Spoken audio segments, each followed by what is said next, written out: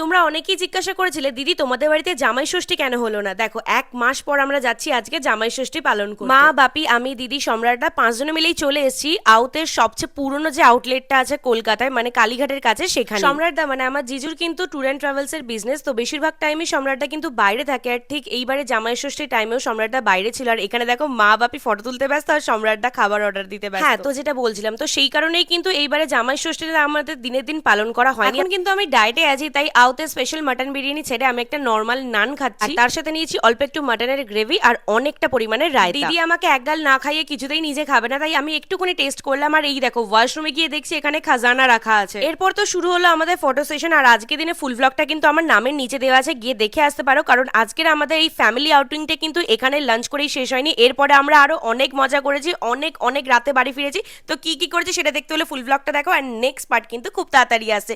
তো চলো টাটা।